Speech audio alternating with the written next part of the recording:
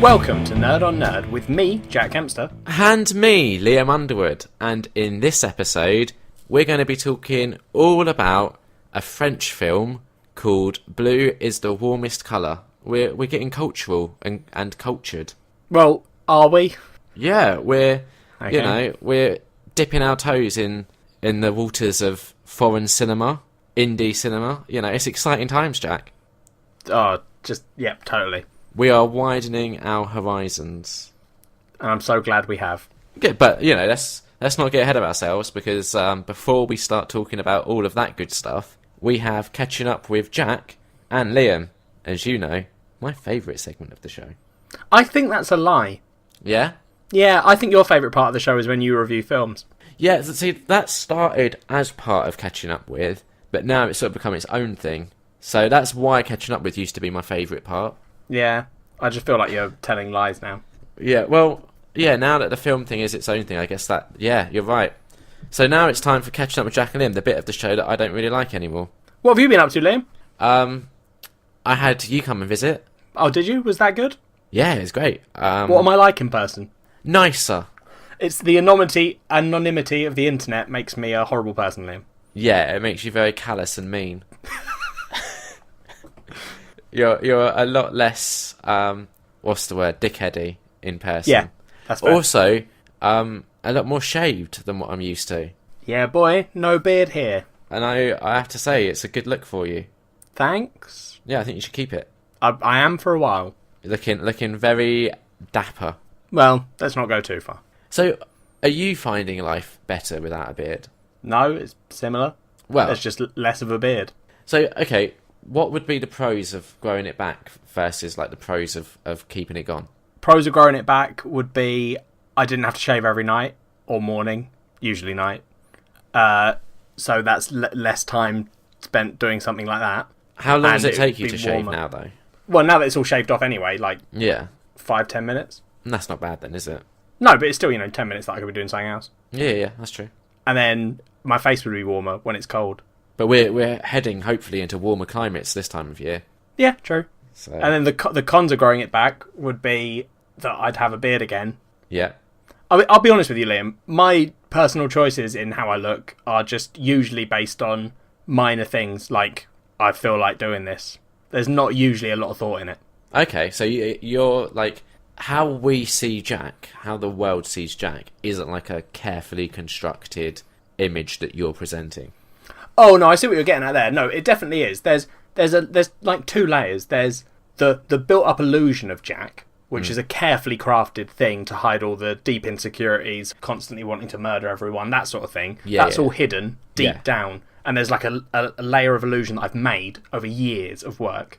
But then above that, that's like the physical appearance. That's the stuff I don't really care about or do anything about.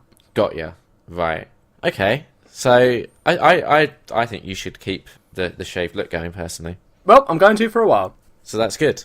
What did we do at yours, Liam? We watched the Super Bowl. Super Bowl! Super Bowl. I won. So You didn't win. I won, and that My was, team wasn't in it. I don't care. I won. I wasn't Basically, competing with you. Here's what happened, listeners, and here's possibly my favourite moment of the night. I might just mute Liam. I really, you can when you edit, but here's my favourite thing. So the game started, and it was the New England Patriots.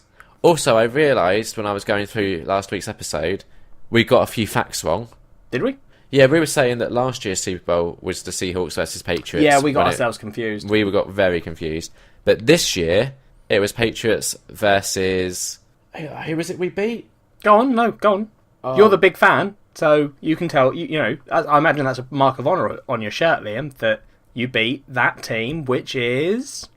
The team we beat. Go on. Yep, that is who you beat. What's their name, Liam? Their name... You watched 3 hours of this, or 4 maybe. Yeah, but it was hard to remember when Yeah, you're right. They do have their names on the pitch, though. we were beating them. Well, that was only for the last quarter of the match. So that's 3 hours where they were winning. I know. Can you actually not remember? No, I can. Of course, I can remember. This is just comedic effect. Oh yeah. So say it then. Let's break out of the bit, Liam. It's a good bit. I like the bit. Let's move on. Okay, so here's the mistake I made. In editing last week's episode, I was when we were talking about the Super Bowl and who was in it, I put the teams in it, like pictures of the teams. Did you put the wrong team in? No. What was good is I put a team of a picture of the New England Patriots logo, which has their name above. But then the team that we were against, it's just their logo. There's no name on it. It's what does their logo look like, Liam? A bird. Yeah. What kind of bird do you think? A hawk. Ooh, no, close, but I no. know that's not who we were playing. Not the Hawks. Ravens? No. No. Go through all the bird-based teams in the NFL. Blue Jays. No. The Cardinals are a team, but it wasn't. Yeah, but that's not who we were against. No, it wasn't the Seahawks. That's a bird. It was the Falcons, obviously. Yes, of course it was, Liam. Did you just Google it? Yep. Wish I'd done that in the first place, to be honest. Yeah, I'm sort of impressed you didn't. I thought that I had it like in there somewhere, but just their logo. Clearly not. Whatever. So okay, back to story time with Liam. My favourite part of the night is that it all starts and you're like, yeah, I'm back in the Falcons. I don't want the Patriots to win. I'm back in the Falcons. And then the first half went fine. Everyone was having fun. Kat was on your side. She was back in the Falcons. First 3 quarters, Liam. Yeah, well, let me get there. You know, first half went fine. Then we had the halftime show, which was great. Lady Gaga smashed it. Good. Then we had the third quarter, and that was still going quite well. Yeah, the Patriots started to play better. Yeah, so here's what happened. The third quarter wasn't going quite as well as the first half, and it was at this point that Jack started getting a little bit sulky, just a little bit sulky. Just a little tiny bit. No. I didn't sulk till the because we were for the whole of that third quarter. Me and you were having the discussion that even if they played well, they wouldn't win. Yeah, I wasn't sulking. No, but I think it was after the I think what happens, Liam, is you're one of those people who looks back on an event, and because you're so happy that I was annoyed at the end, you colour the whole event, and you're yes. I can't remember the exact point, but there was a point, and I feel like it was just after the halftime show. Maybe it was even before. Where you said, it wasn't. Basically, honestly, it wasn't till the third quarter. You don't know what I'm about to say. You said I was a bit sulky. Yeah, but let me finish my sentence, and then you can chip in. There was a point, at some point in the match, it might have even been in the first half, where maybe the Falcons did a silly play or something, but you kind of went a little bit like, oh, well, I don't really support them anyway, so I don't care how they do. I can't remember at what point that happened. Wait, okay, seriously, I know what you're talking about. Yeah. And that's legitimately, that wasn't me sulking, Liam. I don't support the Falcons. I support the Seahawks. I've been a Seahawks fan for 3 years. Yeah, I get that. I didn't want... If the Falcons were in it and it wasn't the Patriots, I wouldn't have wanted them to win because they beat us. I know, right. So legitimately, the reason I was getting annoyed when they made that bad play, which was, I think, when 3 of them tried to intercept the ball and instead of intercepting it, held it in the air and then a Patriot got it. Yeah, that was good. Yeah. I wasn't sulking because I was like, oh, I'm going to quickly back out of supporting the Falcons. I'm annoyed because the Falcons, I wanted them to win, so when they played shit, because I don't support them, I can be like, you guys are playing shit.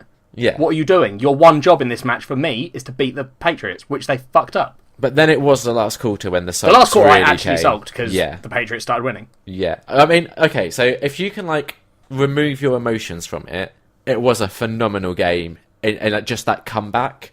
Yeah, no, it's the most incredible comeback. Yeah. Right? My issues with it, without the emotion, it was incredible. My issues with it were when everyone at the end started saying Tom Brady is the greatest player of all time, because I stand by the point that I said, which is, if he was the greatest player of all time, he wouldn't have spent 3 quarters of the match not playing well. Yeah, I agree. It was ridiculous how badly they were playing for 3 quarters of the game, to then still, I said to you on the night, it was a win that was not deserved. They earned it in that last quarter, because they played well, but they did not deserve it. Yeah, exactly. I think that's where a lot of because Kat fell out with someone on Twitter, didn't she, over saying that they didn't deserve it. Yes. And that person was like, well, they clearly did because they got the points or something. Yeah. And it's like, no. You're right, they did earn it, because clearly they did, because they got the points, which means they did stuff to get the points. But they didn't deserve it because for 3 quarters of the match, they were the underdog. Not the underdogs, but the losing team. Yeah, they basically just didn't show up for 3 quarters of the match. And then in the last quarter, we're like, oh shit, we're at the Super Bowl. Maybe we should start playing like we're at the Super Bowl. Yeah, it was just ridiculous. I mean, it was so convincingly, it didn't look like it was going to happen. And my Yeah. dad, who was watching here at this house, Yeah. messaged us to say he was going to bed because it was all pretty much decided. And Yeah. then woke up the next day to the exact opposite result happening. Yeah, which is very much... Basically, the Super Bowl went almost exactly how the elections went, where that started off looking very favourably and then very quickly went downhill. Yeah. And also the Brexit thing, if I remember rightly, that started looking quite favourably and then very quickly dovetailed. So it was a very fitting game for the recent year we've had. But let's not get too political, because... I don't. You always get political, and you also don't understand politics enough to do it. You understand them enough to talk about it, but it always scares me when you get political. Yeah, it's always risky that I might say something very wrong. Yeah, you'll say something, and then someone in the world will just go, "What the fuck are you talking about?" Yep. But basically, I enjoyed the Super Bowl. We had chili nachos, which were delicious. Yeah, they were really good. Yeah, you're welcome. We had hot wings, which were okay. Like, we've had better. Yeah. Again, I cooked them, so I'm not, like, trying to blame anyone. That was on me. I mean, well, if there's anyone to blame, it's Kat, because she wasn't feeling very well, so she didn't put You her started weight. so well in that sentence. You started so well with that. I'll take responsibility for that. Actually, no. No, I won't. Well, you know, I mean... I'm not, like, saying it's her fault that she was sick or whatever. I'm just saying if she hadn't have been sick, we'd have had better wings. Yeah. Yeah. So it's fair not enough. her fault, but equally, it's not entirely my fault either.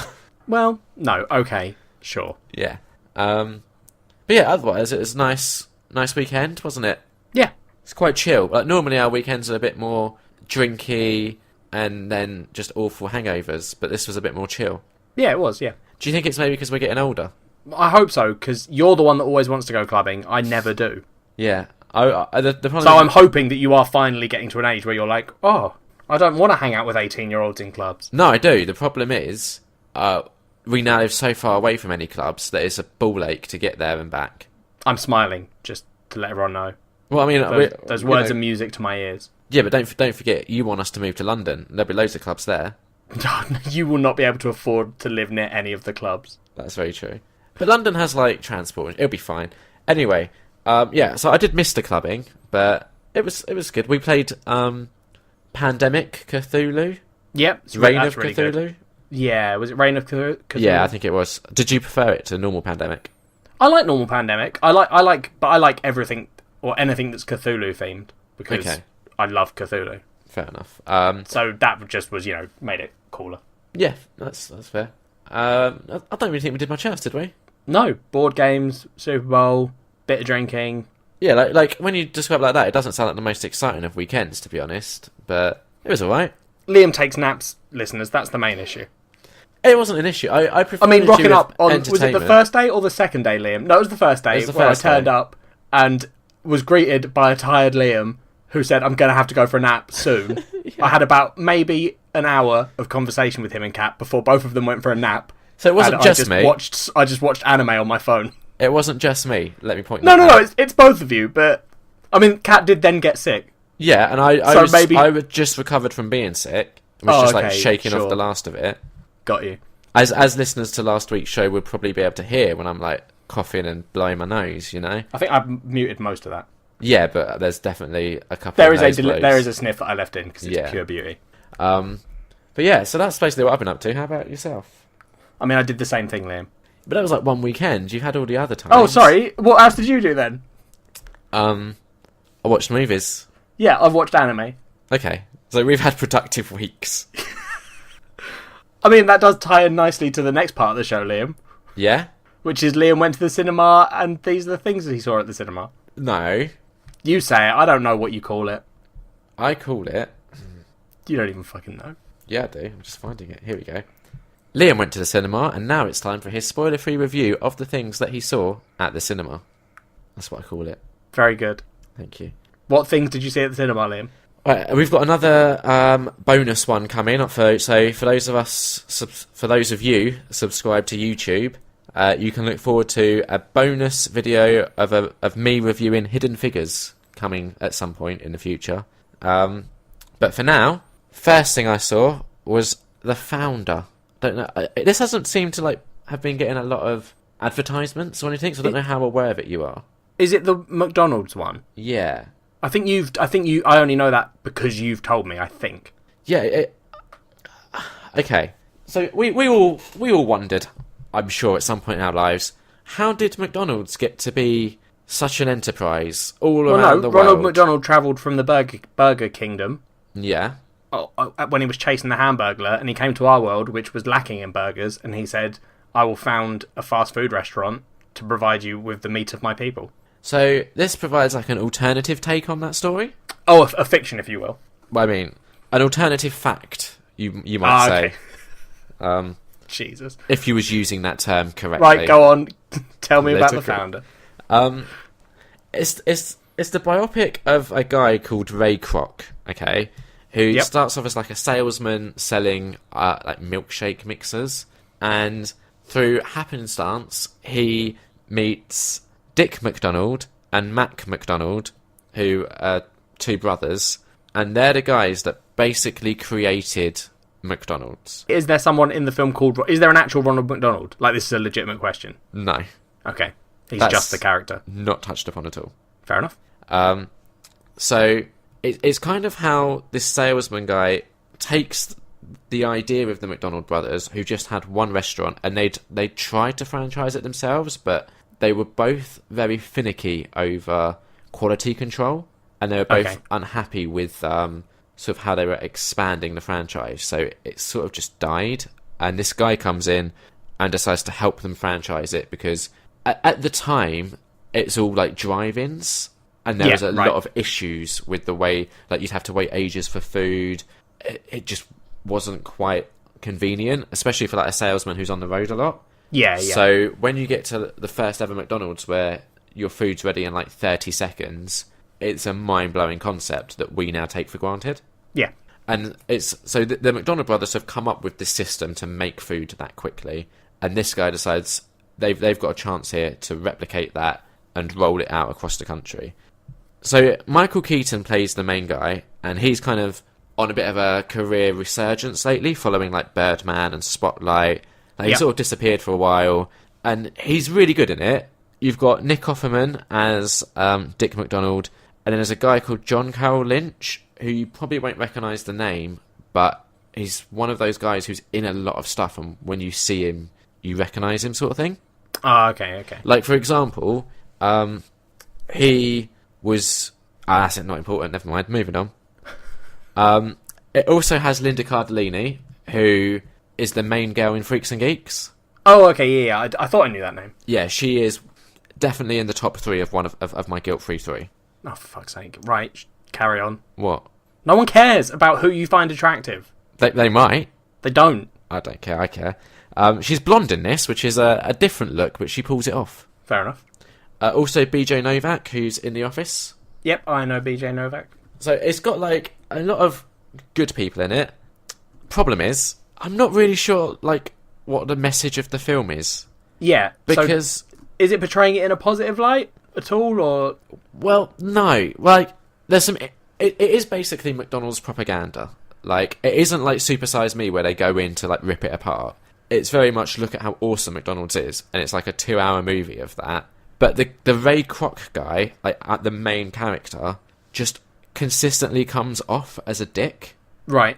And he'll, like, happily fuck people over, and he's very much of the mentality, like, oh, it's business, it's dog eat dog, and you just sort of end the film, and obviously you look at how successful McDonald's is, and how a large part of that is due to him, and you're like, so I guess the message is be a dick to everyone, fuck everyone over, and make a shit ton of profit. Yeah. It's a weird message to, like, walk out of a film with.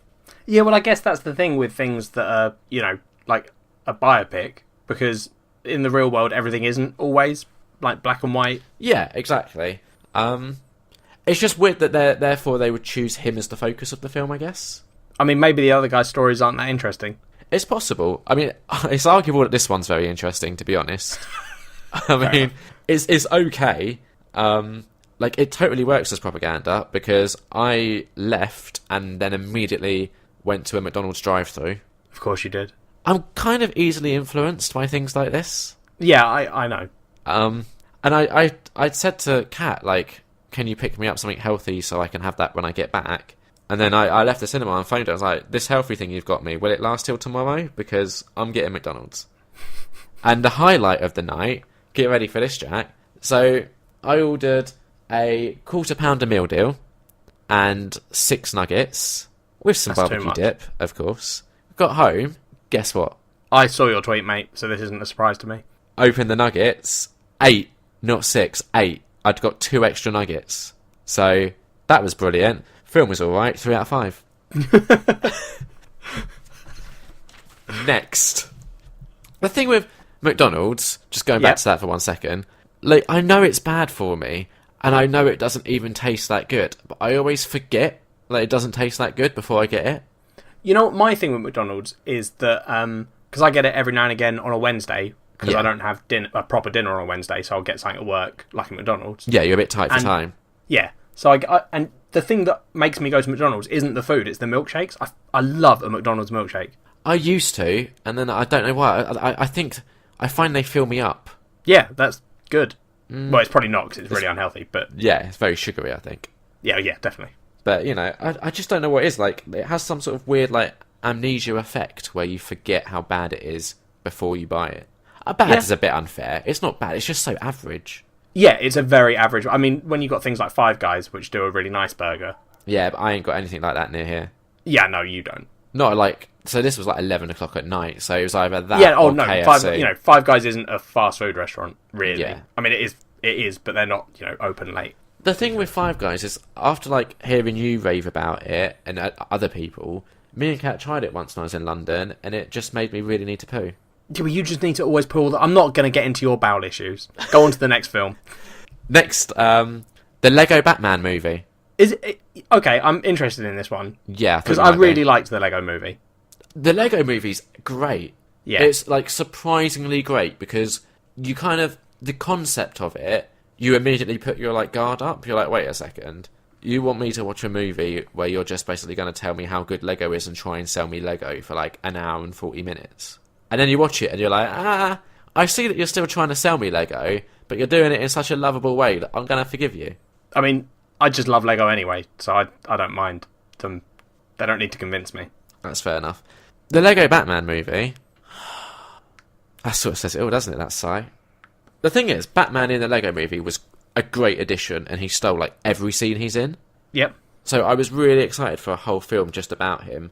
And then you get it, and it's just okay. Like, it had so much potential, and it's not that good.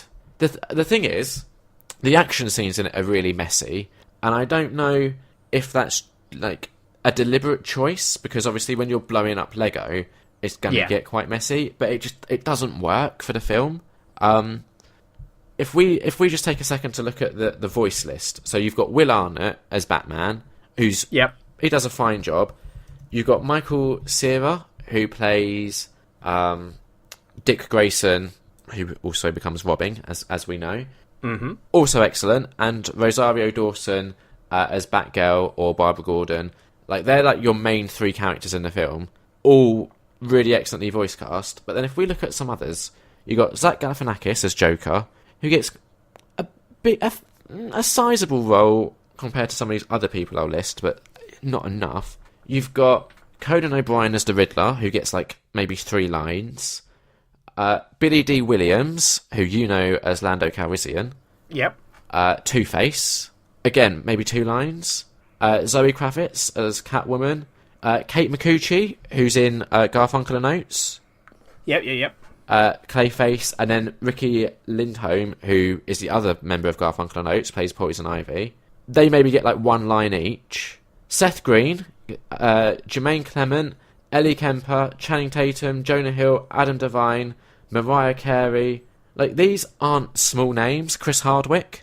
Yeah, but I don't think that's a negative that these people got like 1 line in a film.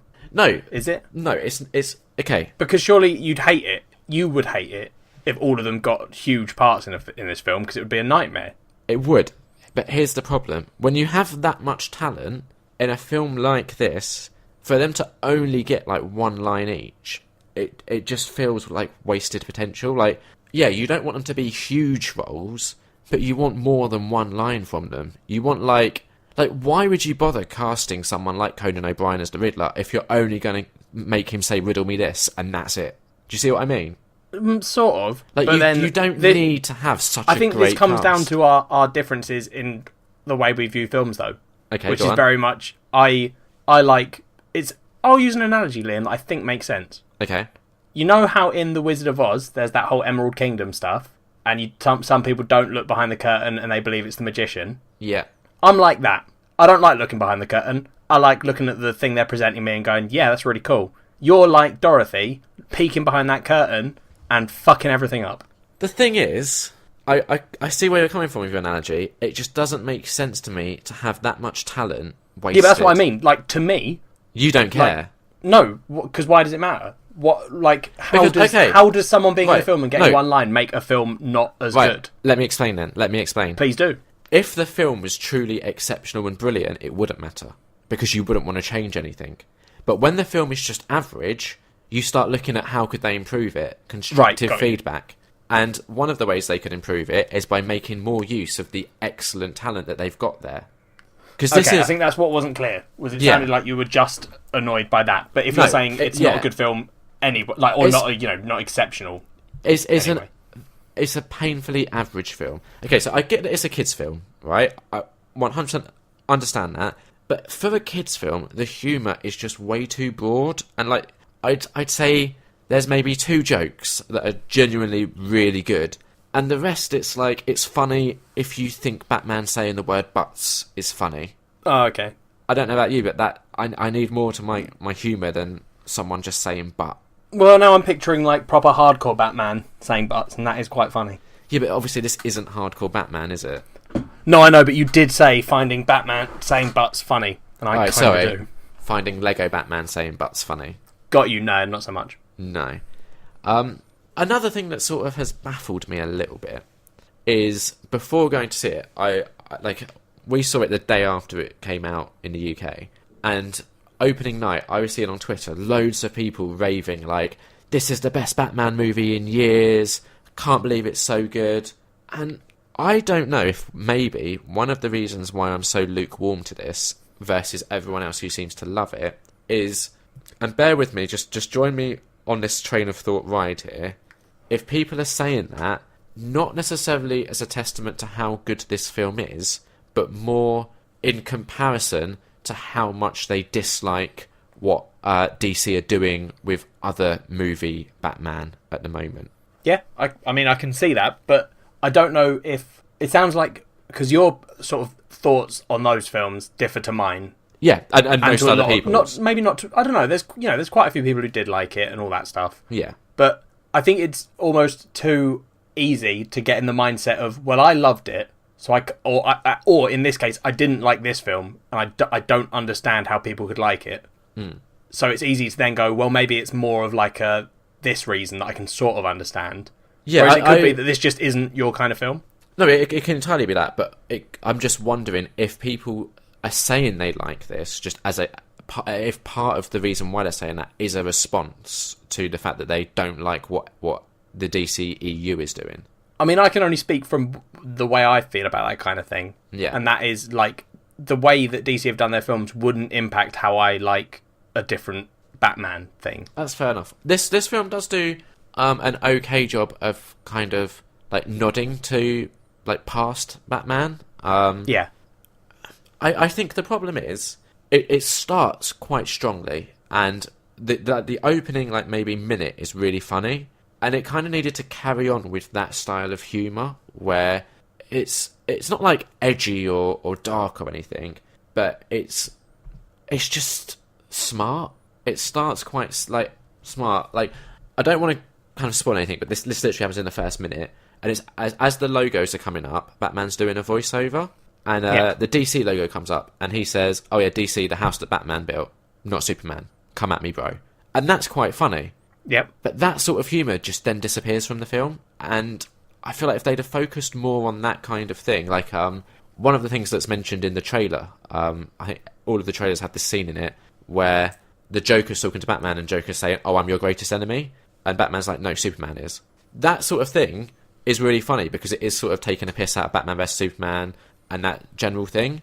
Yeah. But there's not enough of that sort of comedy in this. That's fair enough. So that, combined with that, like the climax, like the big sort of final battle, how that's resolved is just fucking exasperating. 3 out of 5. Fair enough. And then last one, T2 Trainspotting. Have you seen the original Trainspotting? Yeah, I love it. Cool. Good. Have you seen it? Yes. It's one of those movies that's like incredibly iconic. Yeah. And I think the first time I watched it, I was like maybe 17, 18, and I was going through like a phase, if you will. Your heroin phase. Yeah, and I wanted to like pay homage to the film, but I didn't want to do heroin, so I just shaved my head to be like Renton in the film, like the main character. I mean, that's weird enough. I'm glad you didn't do heroin, but yeah, it's weird shaving your head because you wanted to pay homage to a character. Yeah, it's really weird, right? Yeah, you were a weird kid though, so that makes sense. But that's when I started my thing of growing my hair for like 6 months and then just shaving it all off. Yeah, it's weird. Well, I enjoyed it, but I can't do that anymore because Cat moans at me. Yep, fair enough. Anyway, T2 Trainspotting, 20 years on, it reunites the cast. Danny Boyle, the director, comes back. Positives, the cast actually do look like they're 20 years older, except for maybe Ewan McGregor. It's because they are, aren't they? Yeah, exactly. Literally 20 years has passed. So them doing that, it adds like a bit of authenticity to it. Yeah. Of course, Ewan McGregor looks hardly a day older, but he's had that like Hollywood lifestyle, so... Right, yeah. Ewan Bremner is easily... He plays Spud, and he's easily like the heart of this film. Because it's basically... If you remember how Trainspotting ended, this sees Renton coming back to Scotland after leaving, and obviously the circumstances on which he left. There's a bit of like bad blood when he comes back. So he has to sort of go through that, sort that all out. And it's kind of looking at what has changed in the last 20 years. Like, just generally with, like, society. And like, especially Scotland. Like, how it looks differently compared to how it was, like, captured in the original Trainspotting. Is it good? I did enjoy it. The problem it has is... And I don't know if this is just, like, a problem inherent with all sequels. But particularly it felt with this one... It was so focused on looking back at the past that it never really managed to capture or find its own identity. Okay. It was just, like, indebted to, like, a past success. And therefore, you watch it and you're like, it's good. And some of the ways they do that work really well. Like, they bring back some of the more iconic, like, soundtrack choices that they used. Oh, okay. That sounds quite good. Yeah, that works well. And there's a really good scene where... one of the characters is on a street and he's like reliving a scene from the previous film. That's done quite well, but then there's just so much of it in the film that it just does become a bit like you kind of feel like you're being hit over the head with this message, and you get it. Yeah, alright, well that makes... I understand that. Yeah, I still enjoyed it. That sounds like the issue that most people have been having with it, from what I've heard. Yeah, the ending is also like just signposted from like about half an hour before you actually get there, so it's a bit frustrating because you're like, right, I see where you're going with this, and it just drags it out. And you're like, come on, like I really needed a wee, and I was like, look, I know how this is going to end, but I don't want to miss anything in case I'm wrong. I was like, half an hour just sat there like, Jesus Christ, like, can we get to the ending now? Yeah. And the ending does do exactly what it has signposted it's going to do. So, not ideal, but I liked it. I don't know if I liked it because I'm such a fan of the original. Yeah, it'd be interesting to see. I don't know if I've heard from anyone that's seen it who didn't watch the first one. Yeah, I think it would be odd to watch this not having watched the first one. Like, I don't think you'd get a lot from it. Yeah, if it's so like reliant on knowing these characters. Yeah. Yeah, I can't imagine anyone would go and see it if they hadn't watched it. Yeah, and that's the thing. I think if you're going to go to see it, just try and like accept that it cannot possibly live up to the first one. Out of 5? 3.5 out of 5. So slightly better than the other two. Yeah, like I definitely, out of the 3, that's the one I enjoyed the most. Done. Very good, Liam. On to Jack books and stuff. Nope. No books? Liam, these last 2 weeks have been bad. Have you been made naughty? Almost no progress in reading. Oh. But I thought you loved it. You literally were saying how much you love reading and you'd never not read. Yeah.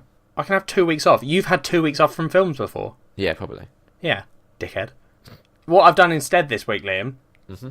is I watched 2 series of anime, Okay, great. one of which I'd been putting off. Why were you putting it off? I don't know. I love it was Sword Art Online, and I loved the first series. Like, it's one of my favourites. And the second series came out, and it was always there, and I was like, oh, I should watch it, and I just never got around to doing it. Okay. So then last week I was like, you know what? I think when I was coming down to yours, I'd put some on my phone so I could watch it. Yeah. And like 2 episodes in, I was like, oh yeah, I definitely should have watched this already because I love it still. Okay. But yeah, so that Sword Art Online, it's the second series. It picks up from. It's basically all about these. Wait. What are we calling this section? This section is called Jack Did Stuff, and this is the stuff that Jack did. Cool. Because it's now no longer just books. It's because I don't do enough, so I have to sort of scrape all my stuff together. Okay. So the second series is Sword Art Online, Liam. You haven't seen it, either of them. No, obviously. It's anime. Because you're an asshole. It's anime. Why would I have watched it? You've seen like 2 and already made a judgment call, but we've covered that in another episode, so whatever. The first season, Liam, is all about a kid called Kirito who gets trapped in a virtual world all the players of this game get trapped in there, and if they die in the game, they die in real life, and if anyone tries to unplug them from the game, they immediately die. And it's all about them trying to escape, and then there's another game that exists after that. Sounds a bit Matrixy. A little bit, except instead of robots harvesting you for energy, it's just one psychopath. Yeah, it sounds a bit like Matrix meets Battle Royale. Yeah, that is a way of thinking about it that makes sense. It's not not a particularly gory anime or anything. Yeah, which makes sense because I don't think it's a particularly adult aimed one. Not that it's a kids anime. It's just is it like teens? Probably, yeah. Right. It's whatever. But this new series, there's a new game that comes out called Gun Gale Online, and in that game you use guns. It's a little bit like the Destiny of this world. Yep. So there's a person in the game who shoots a pistol at people, and then when he does that, they die in real life.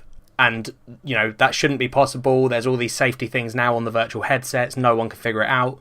So they send Kirito in to win the game and become the new target. And that story arc was really good. And I was like, oh man, I'm confused. So cool. I'm confused. Go on. So they send this guy in to win the game and become a target, right? I'm assuming the target of this guy who's going around actually killing people. Yeah, because this guy's killing the top players of that game. So how does that help them figure out how he's actually doing it? Because he is being monitored in a hospital run by Japan's Secret Service Cyber Division, I think they're called, or something. Okay. So they're like, to get to you, he only kills people when they're in the game. So to get to you, he'll have to come through all of us, and we'll be able to figure out who he is. Right, okay. Is their thinking. Yeah. But it's, that story arc is really good. It's got a couple of twists in it that you're not expecting, and it's all great. And then that ends about halfway through the series. It gets resolved. And when that happened, I was like, oh, I don't think the second half of this series can live up to the amazing shit they were doing there. How wrong I was, Liam. Yeah? The second half, there's no killing, no one dies. They're just playing an online game. They're not trapped in it. They're just playing it together as a group of friends. And just this little story arc happens. I think the story that made me genuinely weep at my desk here at home, not anywhere. I wasn't at the office. That would have been weird. Yeah. But it was a 4-episode arc which just tore my heart out. It's one of the most beautiful things I've seen on anime. Okay.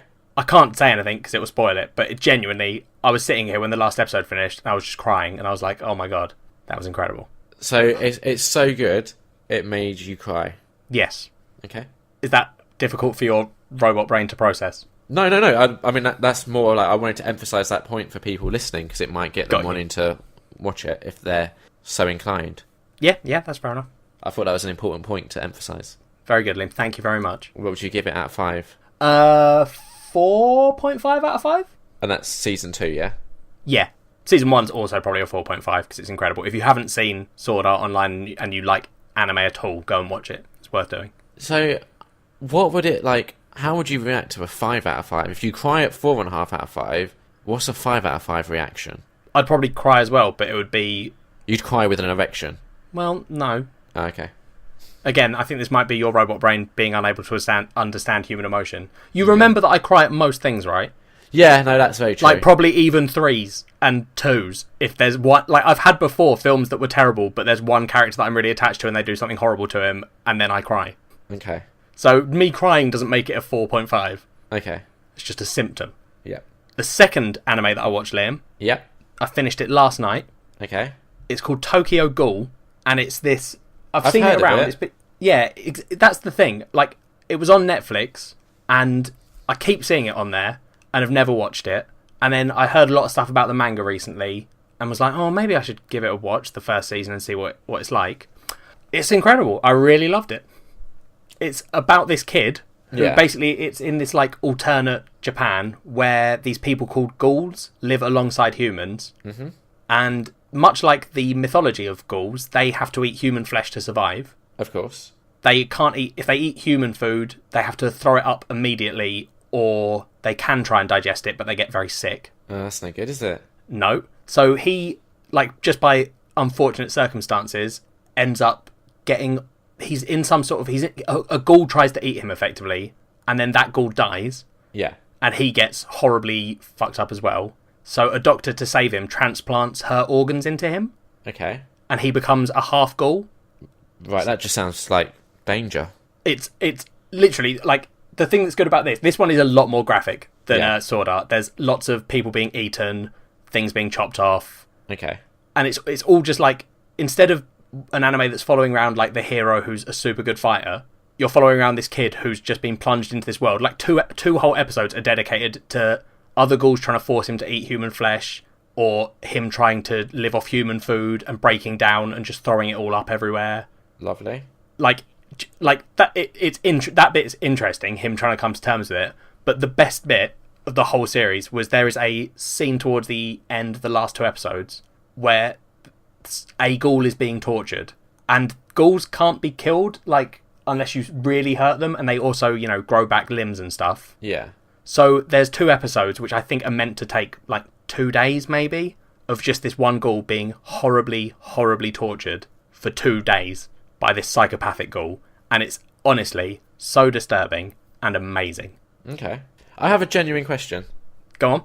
Do you think if you had recommended either of these 2 to me over the other 2 that were recommended, I would have preferred them, or no? No, I think you made a judgment call on anime a long time ago, and there's almost nothing I could do to get you to like anime. I think you're just being stubborn at this point. And no, you know that's ridiculous, though. No, I genuinely don't. Because you don't like Attack on Titan, one of the highest rated animes of recent time. Yeah, Sword Art Online came out just before Attack on Titan, and Attack on Titan was better. As we previously discussed, one of the highest rated animes. But even you said it, you have to get past the first 6 episodes before it gets good. Yeah, so you wouldn't have enjoyed these ones. Tokyo Ghoul, maybe. I think it's a 12 episode series. Equally with these ones, then, is there a sort of 6 episode barrier of entry before you get into it? No, I think Sword Art plunges you into it quite quickly with the whole... Sword Art has the issue of, in the first season, they had filler episodes, which they do in anime if the manga book can't be converted into a good... 12 episode series or 24 episode series, they make filler episodes, and they're usually quite obvious and not great. Yeah. Because I've read the manga for Sword Art, and one of the bits that I think in the series took like 2 episodes of them doing is 10 pages in the book, and it needs to be that because it's like this whole just lovey-dovey, they're not progressing in the game, they're just romancing each other sort of thing. Yeah, it's character development. Yeah, but it's because it's two episodes, and you're sort of like, yeah, I get this, but they are, trying to save all these people from dying. What the hell is happening? Yeah. Whereas Tokyo Ghoul, there didn't seem like there was much filler, and it got into it quite quickly. So maybe I'll suggest Tokyo Ghoul to you at some point. Okay. It's also more horror-y than the others, although it still has that anime, special powers and shooting blades out of things. Yeah. But it is more horror-y, and maybe you'd like it. So we'll put it on the list, Liam. Okay. But yeah, I'd give that probably 4.5 as well, or maybe 4. Okay. One of the 2. Alright, well... 4.25. Thank you. That's it, Liam. That's all I've done. Okay. So now, housekeeping? Yes, housekeeping. Housekeeping. We've had some correspondence. I'll be honest, I was hoping to hear from Amanda, because... 1, she was going to email us about Twin Peaks, and 2... we posted an exclusive review of Moonlight onto YouTube, and the response to that that we got from Amanda. First of all, Moonlight is a masterpiece. I'll have to email the rest of my thoughts. It's too much for a tweet. So I was kind of looking forward to seeing like how wrong I was about Moonlight, but we didn't get an email, Jack. Well, I'm just going to still assume that you're wrong, mate. Oh yeah, no, but I wanted to find out like why I was wrong, or like how much I was wrong. Okay, well, Amanda, if you're listening, please send Liam an email about how wrong he is, because I assume he is, and I would like someone to tell him why. Yeah. So Andrew Jones reached out to us on Twitter when we tweeted about playing Pandemic, asking, how does Cthulhu Pandemic compare to Vanilla Pandemic? Worth the money, or only if you're into all things tentacly? I think it's worth the money anyway. It seemed simpler, didn't it? Not simpler maybe, but quicker than Pandemic. Yeah, it's a bit like the board is a bit smaller. It seems a bit more refined, I think. Like, it's still shit hard. We didn't win, did we? No, we didn't. So it's still as hard as Pandemic. It's just because you've got that smaller board. Yeah. And shit can go wrong quicker. I think it makes the games quicker and also maybe a little bit simpler. Yeah, that's fair. Because you're not having to monitor everything and be like, oh, what does this trigger? You're just like, oh, everything's gone wrong. Yeah. Amanda tweeted us saying that she totally agrees with my assessment of Hacksaw Ridge. A solidly good movie with some small issues. So that's good. I like it when people, tweet us to say I'm right. Corey tweeted us saying, I think Kat would appreciate it if we could pronounce decoupage correctly. So I don't think I said that word, so... No, I think that was more directed at me. Yeah, I think it might have been. Decoupage. I don't know if that's more right, but I tried. I'll be honest, Liam, I don't know either. No, exactly. I tried. Yeah? Decoupage. It sounds right, doesn't it? Yeah. The thing is, I was talking to Kat about this, and she was saying she wasn't too sure either. And also, decoupage, which is what we were saying, is apparently like a brand of decoupage. So, were we/me really wrong, or were we just not entirely right? Do you know what I mean? Yeah, sure, buddy. Big Pick Reviews said that they thought our episode was hilarious and a good way to start the morning, and they said that we hail Cineworld Fan of the Month, Liam Underwood. You sounded like a girl being sent a love letter there, Liam. What do you mean? You were like, us. Big Pig Reviews says. Yeah. That we're a great way to wake up in the morning. Well, we are. That's about it, really. Oh, yeah. Yeah, that's about it until Blue is the warmest colour. Yes. That's it. Done. Housekeeping. I've watched more Twin Peaks. Yep, I haven't yet. Okay, I'm up to... I think I've got 2 more episodes of season 1 to go. I Good, don't want to... bad? It's okay. It's more of the same. Okay. So, I'm not like, oh my god, I love it, it's amazing. But equally, I'm not like, oh, I hate it, I don't want to watch the next episode. Yep. So, it's fine. Anything else? No, I don't think so. Cool. That's housekeeping done. Culture swap. Culture swap. Swap my culture. What did we do this time, Jack? This time, Liam, we watched a film that was suggested to us by Joanna. Yeah. Who is a listener that's listened to us since the beginning. Maybe not anymore, but... We're not sure. No. If you are listening, hey Joanna. We watched Blue is the Warmest Colour. We did. I did tweet Joanna to ask if she could let us know like a bit of setup for this section, so we could sort of get some reasons as to why she chose it. Yep, I think I'm looking at the reply. Yeah. Do you want to read that out? Is it the one that says, I don't remember that I suggested this. I watched it about a year ago. Let's see what I remember. Yeah. So, that was good. That's fair enough. I mean, we did leave it quite a long time to do this one. Yeah, that's true. We did. And that's our bad. Yeah. Right. What is it about, Jack? So, this film is about a girl called Adele, who we start with her in high school. She wants to date men, but starts realising that she's a lesbian. Yeah. And then that's sort of the film. Yeah, it's a French film. That's worth pointing out, I think. Maybe. So we get the title Blue is the Warmest Colour, but the French get the title, and I'm going to butcher it now, but La Vie d'Adèle, chapters 1 and 2. Wait, so is that chapters 1 and 2? Yeah, because the director had the idea that at some point in the future he might want to revisit this character. So he titled it that as a sort of way to enable him to do that. Why chapters 1 and 2 though? I sort of see why. Because, I mean, yeah, I can see where the split would be. Yeah, it's very much a film of two halves, I think. I'll tell you what, Liam. Yeah? I'd have really liked it if he split it into two halves.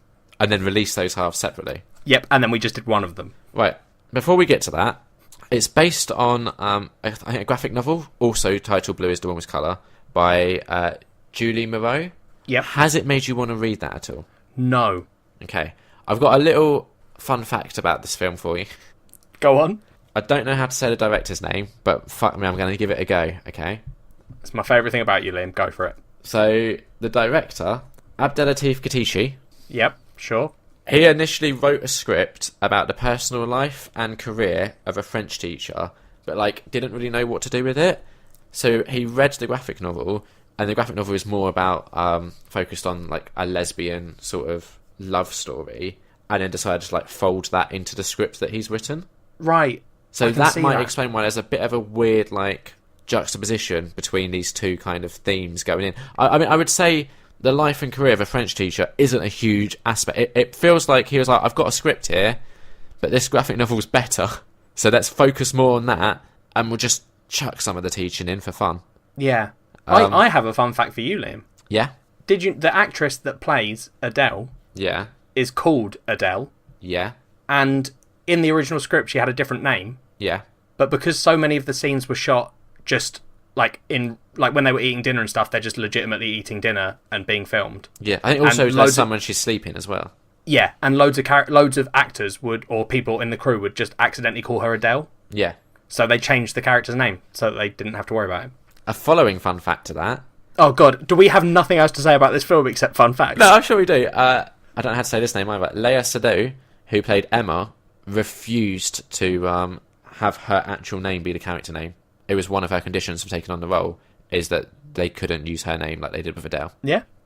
So, okay, let's get on to the film. Let's put fun facts to one Fourth side. fun fact, Liam. Okay. Both actresses, after this film, said that they would never work with the director again. I want to get onto that, but I want us to get there. Okay? Yep. So. Fifth... No, I'm joking. Carry on. I'm just curious. Yes. And we'll talk about the length later. Try and remove the fact that it's 3 hours from the equation. Okay. What's your, like, thoughts and feelings about the story? Just the story. Okay. Bits of it were interesting. Okay. Right? Mm-hmm. So, like, early on, there's some stuff where she's... Oh, listeners, if you're listening to this, we're going to do spoilers. So, if you want to go see this film, I don't know why you would, but if you do, some of you will. That was mean. I'm sorry. I didn't mind it. I didn't mind it. I didn't love it, but I didn't mind it. So if you like this kind of film, you'll probably like it. Yeah. It's coming of age, isn't it, at the end of the day? Sort of. But and yeah, lesbians. Right. So, some of the stuff early on where she's coming out, or not coming out, someone sees that she went to... her gay friend takes her to a gay nightclub. Yeah. She then sneaks off, goes to a lesbian bar. Yeah. And the gay friend tells some of her like close school friends, and one of them particularly freaks out and is like, "You've slept naked in my bed. You were just trying to see my vagina. You're never gonna be able to get my pussy." That sort of. Yes, and then Adele's like, "I don't want to. I'm not a lesbian anyway." Yeah. But like, it all blows up, and like, I was like, "Oh, okay. Well, this is quite interesting. If the story's sort of like, how is she going to come to terms with being a lesbian and all the issues around that?" But the film then just never deals with that situation again, ever. It goes, look, her friends don't like her anymore. Yeah, and then we just never see the friends again. Yeah, it just goes, let's move on. And then there's a bit where Adele and Emma are at Adele's parents. They've had a meal at Emma's, and Emma's parents know that they're a lesbian couple. Yep, and they're pretty chill about it. Yeah, they're both like quite cool people who are totally accepting. So then they go and have dinner at Adele's, and Adele hasn't told her parents. So there's this whole weird scene where they're like, "Oh, what does your boyfriend do?" to Emma, and she's sort of lying and saying, "Oh, he's a businessman." And I was like, "Oh, okay." So now there's going to be a scene where Emma's like, "Why haven't you told them? You know, that's an issue." Yeah. Instead, they just have lesbian sex for a while, and then we move on again. And I was like, this film is setting up situations that could be interesting, and I would like the film to look at. And then instead of dealing with them, it just jumps forward in time and goes, "Cool, now she's a teacher." And you're like, what? Did you notice one of the things that this film sort of touches upon, but not massively, is the social class divide, and particularly it's apparent, I think, with those two dinner scenes. Yeah, where like Adele's family are a lot more sort of blue collar, like versus Emma's parents, who are a lot more sort of free spirited, shall we say? Yeah, but I don't think it's not like particularly. But again, I can see what you're saying, and It's it definitely could have been. And it could have been a plot point. Yeah, but it isn't. I think it's less a plot point. It's more there to kind of shorthand to fill you in a little bit more on where these characters are coming from. So by doing that, you kind of get the idea, right? Emma has been brought up in this very like open, accepting family, versus Adele, who obviously feels the need to hide like but her I don't sexuality. think but they never established that Adele's family wouldn't be accepting. No, it's just that's the thing. If they'd given me a scene where like her dad was like, "Oh, I've heard rumours, and I'm not happy," then I'd have got it more. But it just to me felt like she's scared to tell them. Understandably, I get that. Yeah, but because there was no more dealt with it, you can't jump to the assumption that there's a reason for it other than she's just worried that they'll be upset. Yeah. Like, honestly, right, so one of my main problems with this film was, to me, both characters come across a little bit like dickheads at different points, because Emma seems fine for most of the film. Okay. But Adele does a lot of stuff where I was like, well, you're sort of just taking the piss. Because I never really, like... There was only one incident where I really felt that with Adele, more towards the end of the film. Well, okay, so at the beginning, Adele sleeps with the guy and then immediately breaks up with him. Yeah, which I get. Like, if you're not... Because, right, one other thing to sort of say is Adele isn't, like, a full-on lesbian. Another thing we should say... She's probably bisexual. Yeah, and me and you, we're not, like, experts in this sort of thing. Like, I don't know what you're talking about. I'm pretty expert at it, Liam. I mean, I'm going to be honest. If you looked at our internet histories, you would think we were. But that's a very, like... different type of lesbian to what you would find like in real life. Well, I don't know, Liam. Some of the scenes in this film. That's a good point. But yeah, so like obviously when we talk about this, it's not like we're coming. We haven't gone through these sort of things, so it's not like we're coming from experience when we're discussing it. We're just sort of saying how it feels to us. Yeah, but that's one of the big issues I found with the film, because it was directed by a straight male director. And I feel like to tell this story fairly, it needs to have been done from a female perspective, because one of the big like talking points about this film is the sex scenes. Like, we cannot discuss this film without talking about the excessive, lengthy sex scene. I think one of them took 10 days to shoot. Yes, it took 10 days to shoot, and it's a 7-minute scene. Yeah. Now, that is a lot less problematic if it's filmed by like a gay female director versus it being filmed by a straight male director, because he's obviously not coming from like necessarily a sense of not understanding, but it's tainted by like the male gaze, right?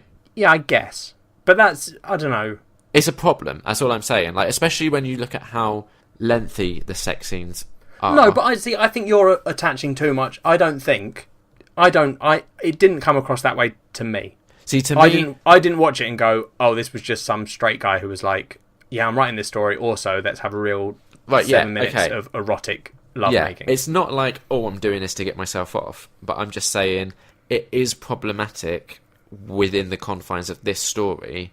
I think it would have come across very different and probably better with someone else behind the camera. That's fair.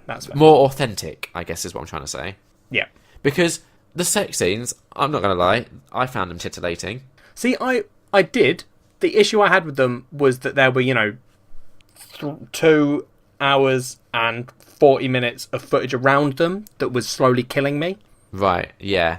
So it got to them, and I was like, oh, this is a nice break. But most of my time watching this film was every 20 minutes twiddling my mouse and going, Jesus, how was that only 20 minutes? Yeah, I think the biggest issue you had with this film was how long it was. There was a moment, Liam, where I did the math at the beginning, and I went, I'm 20 minutes in, that's a sixth of the movie, and then 10 minutes later, when I was half an hour in, I went, I did that maths wrong, now I'm a sixth of the way through the movie. And I was so devastated with that realisation. Right, okay. It's too long, Liam. I agree. Like, I mean, one, the sex scenes didn't need to be as long as they were, and then that knocks on effect to the movie doesn't need to be as long as it is. Because essentially, you have several story strands here which could have made a good movie, although admittedly maybe something that...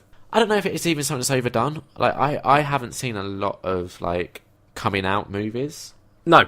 So I feel like if you'd have just focused on maybe that aspect, or even an aspect of a lesbian couple who are new into a relationship, they're new into their careers, and they're just trying to figure out how to live together.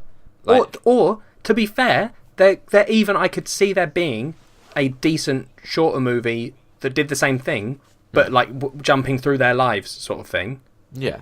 But the issue is because they tried to introduce all those plot points that didn't go anywhere, like if you stripped out just them, so like the awkward stuff with her friends, if you strip that out, strip out some of the stuff when they're sort of adults, you know, some of the bullshit bits that didn't need to be there, you could have a decent story that was this couple first meeting each other, the slow breakdown of their relationship, or the very sudden breakdown of their relationship, and then them trying to come to terms with that.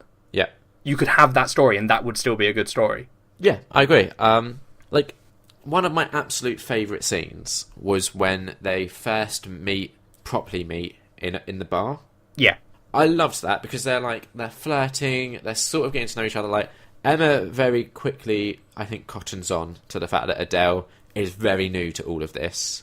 Yeah. And it's kind of playful the way they like talking, and like obviously for me that's right up my street. That's the sort of thing that I love seeing. There wasn't enough of that, I don't think. I think the problem, the biggest problem this film had for me is it was too focused on the sex. And I get that there are certain relationships that are very like, they're built on a foundation of sex. I get that. But I think for this story, they needed to build up the characters through more dialogue and more getting to know each other than just the sex. Yeah, that's a good point. Because what do you actually know about these characters? You know that Emma's like an artist and is into art, and Adele wants to be a teacher. Yeah. And is more into English, like literature. Yep, exactly. What else do you know about these characters other than their jobs? Yeah, there's not a lot else. No, there isn't. And that I mean, because I thought of a film that we're gonna definitely do one day called Before Sunrise, which is about two people meeting and them falling for each other, but it's entirely just told through dialogue. Yeah. And this film needed like a heavy dose of that to work, I think. Yep, I agree. The other issue I had, I don't know if you noticed this, the amount of close-ups there were. Oh, go on. I didn't particularly, I don't think. It felt to me like the vast majority of this film was told via close-ups of like characters' faces, and I therefore found that to be quite like disorientating. Like, I think the effect that the director was going for was for it to be intimate, and you then feel closer to these characters because you're like right in their face. Yeah. But like the scene where there's a couple of scenes where she's with her friends, and because it's all like just close up from one friend to the next friend to Adele, I kind of felt myself like wanting a break from the constant close-ups, just a shot a little bit further away, just to give some idea of the location, like where we are. Like there were several times in the film where I was like, I don't understand like what's going on outside of this conversation. Yeah, that's fair enough. Now I'm picturing that scene where her friend freaks out that she's a lesbian. And yeah, you're right. There are a lot of close-ups. It hadn't particularly registered, but now I'm sort of remembering that scene, and I'm like, yeah, no, you do just get sort of zoomed in on everyone. Yeah, and it's kind of frustrating. Yeah. Good things though. I did think the acting was really good. Yeah, they're both good actresses. Yeah. So this leads us on to that point you started making earlier about the harassment. Oh, I didn't know anything about it. I just heard that one fact that they both said they didn't want to work with him. Yeah, apparently it is. So like other crew members said that the conditions weren't very good, like poor working conditions, really long hours, no breaks or anything were allowed. I think one of the issues was the fact that he was filming all the time, like even when they were just trying to like be themselves. I think I'm seeing here, Liam, that he shot approximately 800 hours of footage. Yeah, which is insane. Yeah, and I think there was maybe some sort of invasion of privacy going on there, perhaps.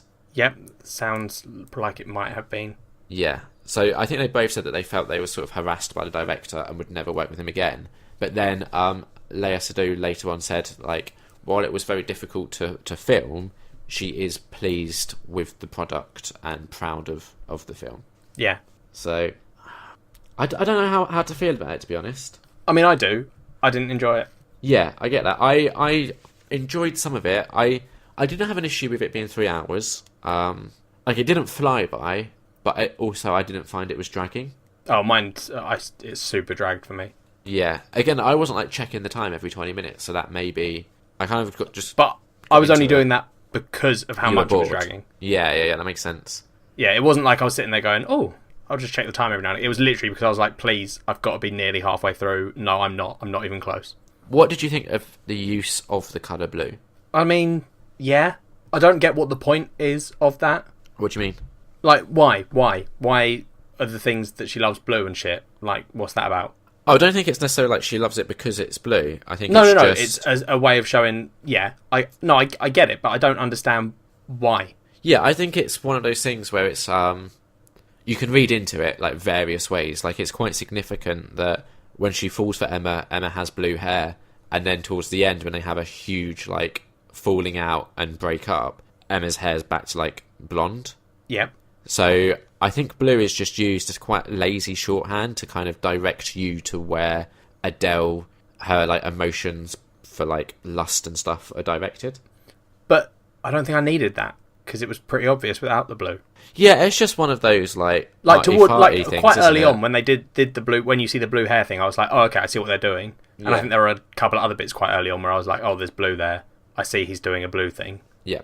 But then that again, probably because I was so exasperated, it just sort of became like, I don't know. I have an issue with arty things. Like, yeah. I like art, it's fine, but there's something. It's like you had that issue with where you assumed that Nameless and stuff, where you were like, I think they're trying to be smart. Yeah. To me, when people are being arty, a lot of the time it comes across the same way. Where to me it feels like something's quite heavy-handed, like we're going to use this colour blue and that's going to represent stuff. And to me, I'm like, if you can't express that with people acting, you fucked up. That's not art. That's you being lazy. By being like, look, now you can see what she's feeling because that person's wearing blue to signify that's what she's feeling. Yeah. And I think I'm just like, chill the fuck out. Be normal. I think sometimes it can be interesting. Like, I'm sure it probably can, Liam. Yeah, like when we had Amanda on and we were doing quite a deep dive into Ghost World. But that's less. That's not like they weren't using, because that was the green stuff, right? Everything was sort of had that green tint. Yeah, which was but that's less because everything's that. It's a stylistic choice. Yeah, but I'm just saying. So I think if we, for example, had someone on who was an expert in like blue is the warmest colour, they could give you a lot of reasons behind why it's the blue is used the way it is. But for us, without really like thinking about it a lot and probably reading around the topic, we're just looking at it kind of with a level of ignorance where we're not kind of going, oh, I see in this scene the blue means that, and maybe later on it means something different. No, but I mean, so the green tint to everything was because it was meant to represent the fact that the sort of TV culture and stuff, right? That, to me, that's a simple. You make a style choice where you go, cool, stuff's green. Yeah. Like the graphic novel, they were like, we're going to use that green colour instead of the black. Or everything's going to be coloured that way to represent shadow. That's a real simple style choice. That's fine, because that's you making a stylistic choice. This isn't that. This is things are blue. Like, I think there's a reason behind it. If someone knows, genuinely, if someone out there knows and has a good reason, please email it to me. And if I read it and I'm like, oh, okay, that makes sense, I will tell you. If I think you're full of horse shit, I will probably also tell you that. So be prepared for that. Okay. What would you give it out of 5? 2. That's higher than I thought you'd go. It's a begrudging 2. It's getting a 2 because there was because of the potential that was there, I think. Okay. I'm going to go 3.5 out of 5. That seems very high. Like I said, I never felt bored of anything during it. Yeah, for a 3-hour film, that's kind of impressive. While, it maybe didn't tell the story that I would have preferred it to have told, I didn't, hate what it was doing at any point. I think it should have been better. I think it should have been done differently in different hands. I think you could have had a really good film here. The acting massively made it, a lot better. And like I said, there were certain scenes that I did really enjoy. So it was a little bit better than average for me, but it's on the scale of 3.5. It's on the lower end. Okay. Next time, Liam, we are going to be doing a graphic novel. We are, because I am away on a work trip and need to do something that I can do while I'm away. Yep. Yep. So we're going to be doing Hellblazer: Original Sins Volume 1. Yes. Yes, we are. Yep. So... Neither of us have read this? No, I'm very excited to... Because I've heard a lot of good things about like John Constantine, who's the main character. Yeah, I've read the Lucifer series, which Constantine cameoed in a couple of times. Okay, so I'm very excited to like find out why this character is raved about. Yeah, it should be interesting. I hope so. Yeah, hopefully. If other people have read it or are going to read it and they want to get involved, let us know their thoughts and feelings, how could they do that?